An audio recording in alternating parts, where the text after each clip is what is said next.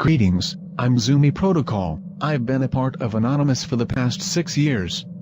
Anonymous was born from a hacker culture which has evolved into a worldwide idea of freedom and global equality. With the help of social media, Anonymous gained volume and pace and exposed the flaws within our political and financial system to more and more people. They are waking up. They now see how corrupt our political system really is, and they can see the imbalance of our financial system. What we have in this country is a corporately owned government. Our environment and water supply is being raped in the name of share prices. Anonymous exists without borders, nationality, race, religion or gender. It is the living, breathing consciousness of the free world. Every November the 5th, the Million Mask March is a sign that humanity, around the world, is crying out for change.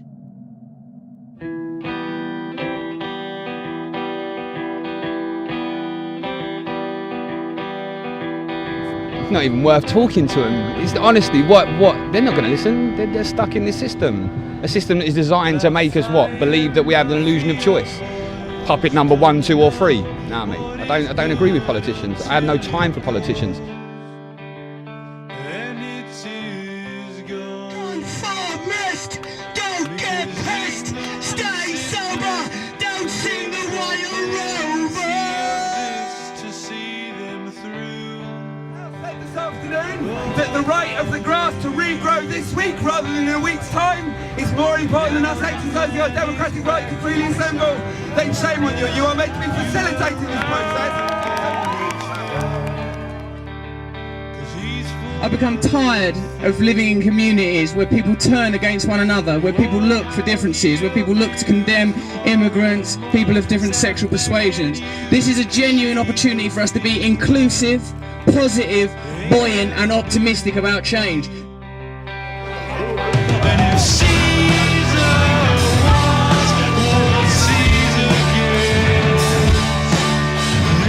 People have been infantilized, they've had the feeling of their own agency taken away from them, and most people do not recognize their own power. Most people don't believe that they have the ability to see what's going on and to change things, that they can speak up, that they can take action. We are not living in a democracy, if you mean by democracy that everybody has the ability to express what they want, or even the majority has the ability to express what they want. If you look at the policies favoured by the majority of the population, they are not the policies of the main political parties. The policies of the main political parties are very much influenced and dictated by the finance sector. So the simple answer would be not really, although it looks like it sometimes. Would it be fair to say that we're living in an economic dictatorship? Well, the ideal model of free market economics depends on the assumption that everybody comes to the market with roughly equal financial wealth, and then you get all these benefits which they talk about in your Economics 101 courses. Now, in fact, that system very quickly degrades into something very, very unequal, where the power of individuals creates a virtual dictatorship. It's not as if we've totally lost habeas corpus, but certainly the world is ruled for the benefit of the 1% more than the benefit of the 99%.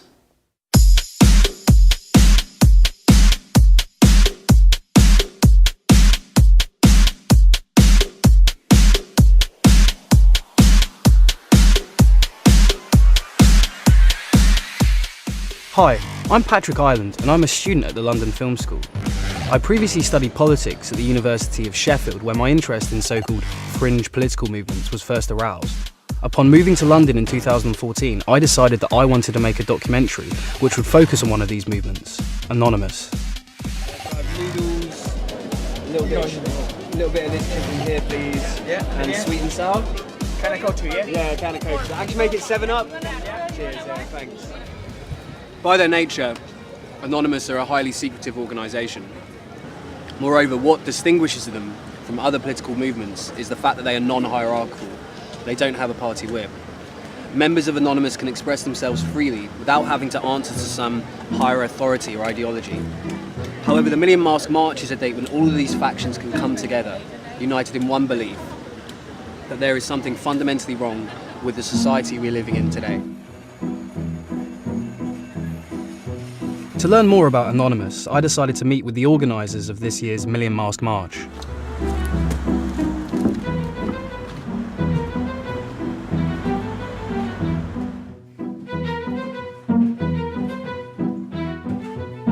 The good ideas, even if someone tries to censor them, they will never be forgotten.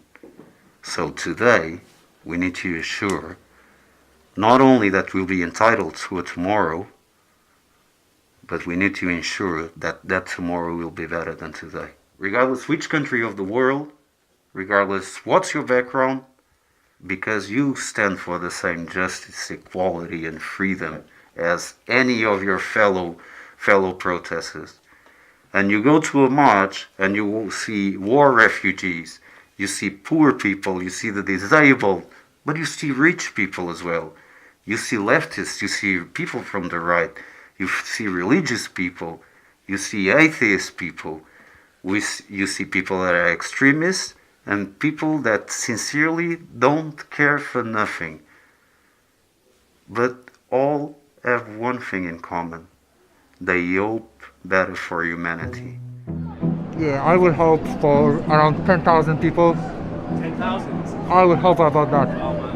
Every year we will see the progress, and last year they reported on 2,500 people. I think, personally, that was over 5,000. So this year I think we've been promoting, not like last year, just before the march starting, we've been promoting for a whole year before that. So I think we can get much more people. I think the first thing to say is actually it's quite an important statement to make that Anonymous have a politics, because I think there is sometimes a tendency to dismiss Anonymous as chaotic, as a meme, as just a kind of insurrectionary fashion.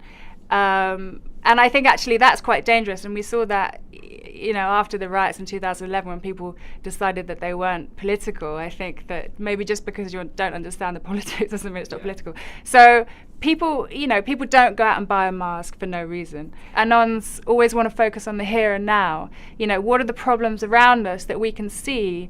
Homelessness, inequality, poverty. You know, all these problems are visible to us. We don't need the abstraction of politics or of capitalism to understand them. We can see them, and therefore we should address them as human beings.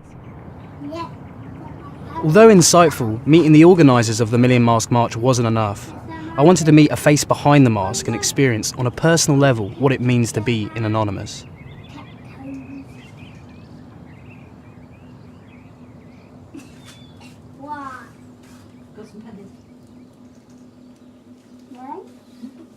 I've always felt like I didn't really fit into society in any way, shape or form. There wasn't really a box that I fitted into. When I was 14, when I was a child, I grew up in care, and I had a full care order from the age of 3, so I didn't really see much of my family. And I used to run away a lot, so I spent some time homeless on the streets, and I was abused in care. And then when I was 14, I started looking at how I could make a difference and play them at their own game. So I learned quite quickly that you needed to know their rules. You needed to know where other people in children's homes were maybe kicking off, being restrained and things like that. I was studying the ways I would get what I wanted. I mean, I had them giving me £50 a week clothing allowance and a trip then moved me to America by the end of it, you know. I learned to play the system. But that led me to Parliament, where I stood up for the Charter of Children's Rights. And I also helped work with the Mayor of Coventry to do one for children in care. So that got me first interested in politics. And then I stood for Lib Dems and I've stood for the Greens. And I've tried the political road, but it's bullshit. Tell us a little bit more about your experiences on November the 5th. Oh, it's like Christmas. It's like every Anonymous and activist Christmas. We all get together and it's so exciting, and I think that's the whole point in it, and the bonding, and you just know you're going to see all these people, and like months and months before you, everyone just puts, see you on the 5th, see you on the 5th. It's like, oh, the 5th, I can't wait.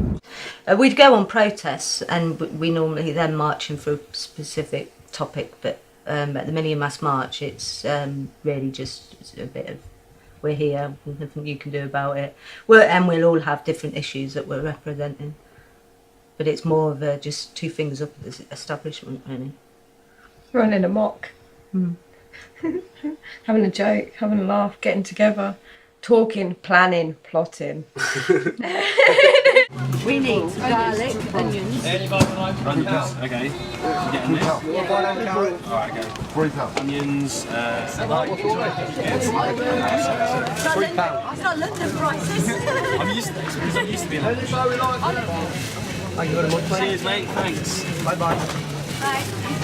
Bye-bye. Right, now we need to get some garlic. The first time we ever met, we were at, I can't remember, it was some march, it was a while ago. We were at this one march and the police had cordoned off like an area with ribbon. And I was messing around with it. I was like, we will not be held in, and playing with the ribbon. And I actually got it caught under a shopping trolley and tripped the person over. It happened to be Pete.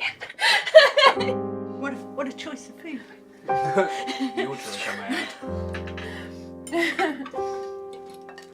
It's like, hang on a minute. No, honestly, just forget about it. You believe we're slaves, right? Yeah. Well, we are slaves because, I mean, we've got, especially with the Tory government, who are always going on about welfare and things like that. If you have not got a choice of whether to work or not, you are a slave. Yeah. If it is compulsory that you work in order to get any money, you are a slave. There's no two ways about it. If you think of people as, it's like the people farm, we're livestock. Let's have We're all human. Behind the mask, we're all human. We may have different opinions, we may have different goals, but above all, we make sure that someone is standing tall in order to preserve what humanity should be. Oh, careful, careful, because you'll break it or break your nose.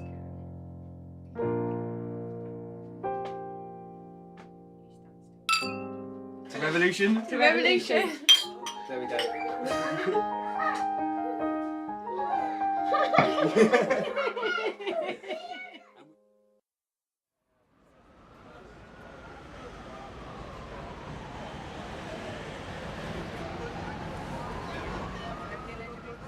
Now, I'm a big fan of democracy. Democracy is a good thing, and it has to work when everybody takes part in it. There is a real opportunity here for young people to take back this space that has their name on it. And in terms of sort of democracy, do you think democracy is working, or do you think there's a sort of problem with democracy at the moment when, you know, there are protests in London almost every week? In fact, there's a protest going on in Parliament Square that was actually, well, it was stopped by the police. I mean, do you think democracy is working when people are having to take to the streets to get their voices heard? And young people mostly as well.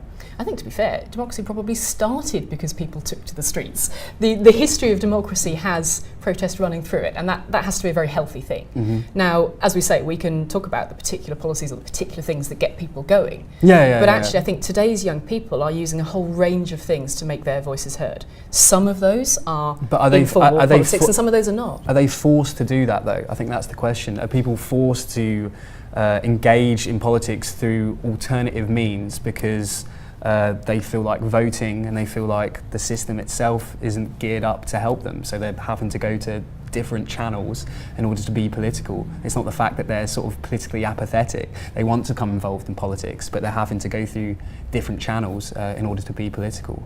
Well, I think actually the great thing about the modern world is there's a ton of channels available. Yeah. So there are new technical ways of making your voice heard that simply didn't exist 30 years ago. That's actually a really exciting thing. Politics, if you like, in the street is an option today alongside politics on the web, alongside politics inside Parliament, alongside politics everywhere you'd care to look. There's a really exciting range of ways for young people to be involved in their community. Now, you define your community how you like, if it's your community online or if it's your community in a village or in a town or in a city or in a country.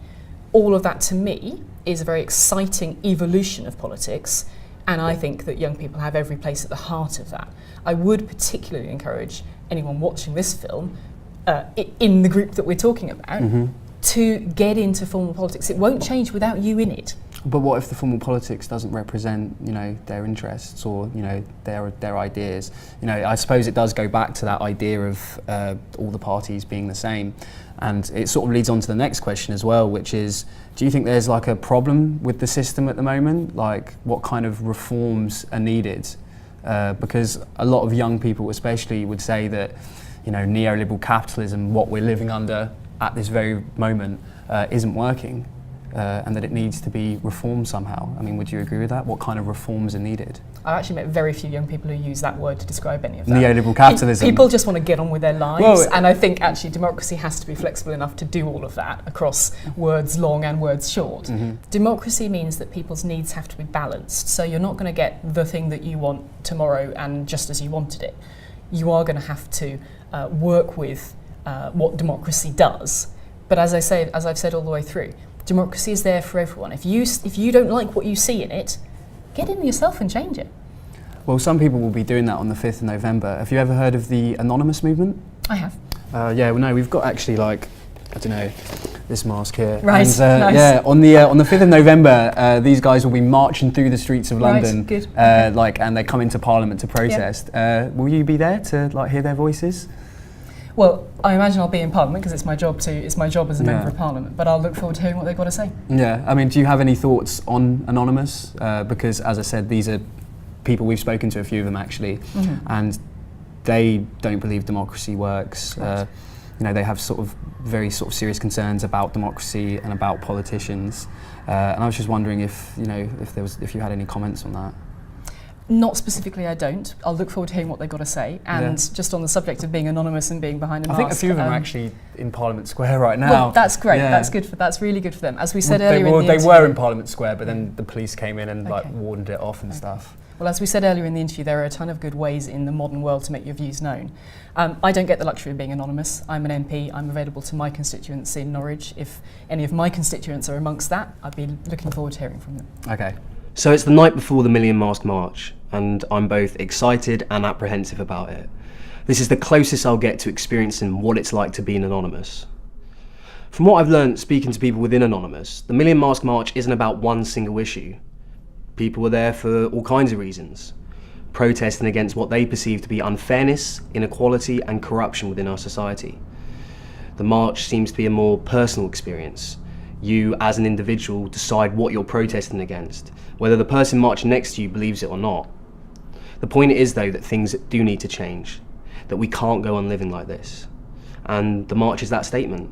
It's a statement of solidarity, it's a statement of unity, it's a statement that we're all in this together despite our differences.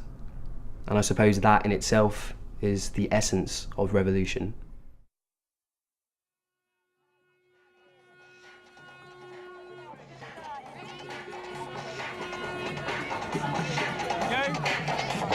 Are you ready? We're about to have a revolution.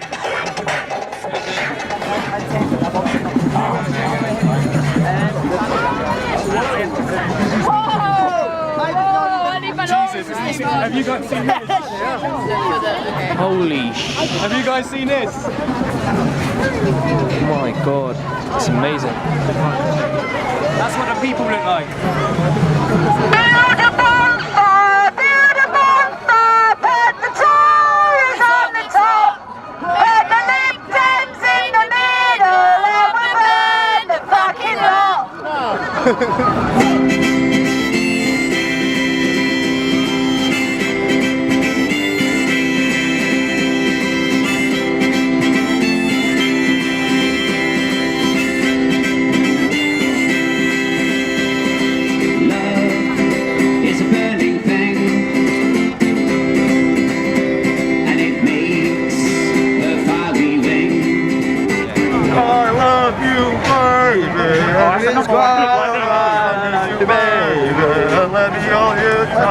Let me love you, baby. Let me love you. What's the word? One night only, Vicky. It's huge. I know. Just like music running past. That was it.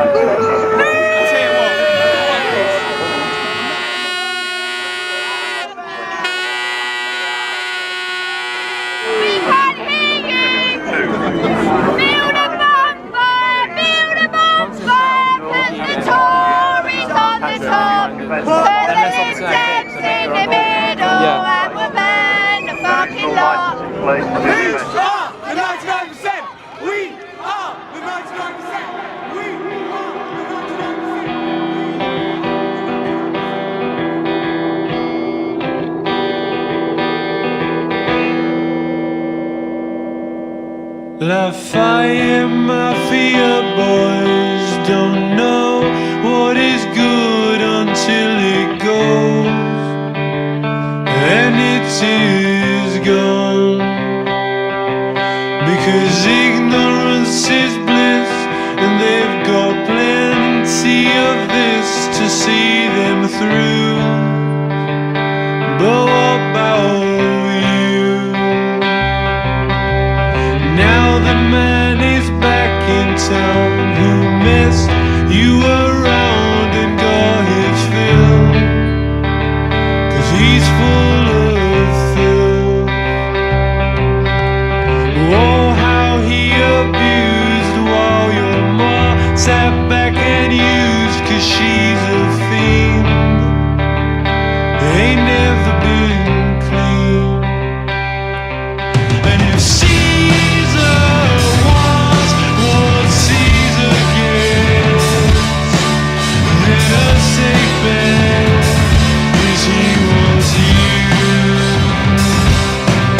He'll ask of you anything, and in return he'll kill a fool.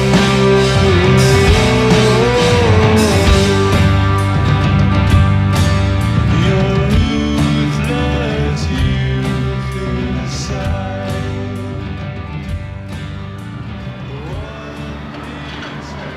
Anonymous, Million Mask March, all these alliteratively named, peculiar, shady, yet populist organisations are the best chance people have in civilised society of having their voices heard. And what would you say to people who say there is no alternative to the current system? That, you know, oh, well, the system works, you know? Well, I think that people that say the system works work for the system. They're people for, like, you know, if you're, you know, working at Exxon in an executive position, you've just turned over profits of 58 billion, then it's going really well, everything's cool, everything's fine. If you're an ecological activist concerned about the likely consequences of Exxon drilling in the Arctic or the continuing practice of fracking, then things aren't working so well. If you're one of the millions of people in this country living below the poverty line, things ain't working so well. If you're one of the Americans who had their house foreclosed as a result of the financial collapse in 2008 in America, things ain't working so well. The system works fine, and there for people that are benefiting from it, like any system, I suppose. But yeah, of course, there are many alternatives. There are millions of different ways of organising society. My point is, that any system that deconcentrates power is probably better for people today. We live in a situation where we live in a time where transparency is possible, where technological communication and participation is possible. My idea, I don't know, what I learned lately, listening to people who know more than me, was that collectivised, localised, decentralised authority is the way that we should go. And, you know, I think it's very hard for some people to imagine change coming about, especially the point you made about when you're voting for parties who don't represent you. So how can we change the system? Get involved yourself in anything that's affecting your life. Get involved with creative direct action. If you think you're paying too much rent, if you think your bank are hustling you for your mortgage, get involved with other people who feel the same. If you're like the people on the New Era estate in East London, they've organised themselves to confront a big private development firm, Westbrook, and they are winning. They are going to win. It's not because of a politician, an MP or a councillor. They can't do anything because they all work for Westbrook or companies like it. You know, I'm being reductive, but if you want change, as dear old Gandhi says, be the change you want to be in the world, and that means participate, because it's fun and it feels better. One of the things we've lost as a result of this individualistic, materialistic culture is our sense of community and togetherness. One of the ways that we can regain that is through collective action and creative direct action together. And do you think there'll be a revolution? It's Will inevitable. change come about? It's inevitable. Yeah. It's only a timing issue now. It's happening quickly though. The establishment know it's coming. Of course. They're terrified. They're terrified. Well, cheers. Thanks so much for Thanks for doing coming this. to talk to me on a street corner. So, November the 5th wasn't the start of the revolution. But then again, history has taught us that revolutions happen over decades, sometimes even hundreds of years before real change comes about. But what this experience has taught me is that Anonymous do have something genuine to say about politics. They're not all conspiracy nuts and cyber thugs. Anonymous represent what I'm sure most of us feel deep down, that there is something wrong with the world, that humanity can do better for itself. And perhaps most importantly, they remind us that a better world is possible, a fairer world. And that, comrades, is a world worth fighting for. We have nothing to lose but our chains.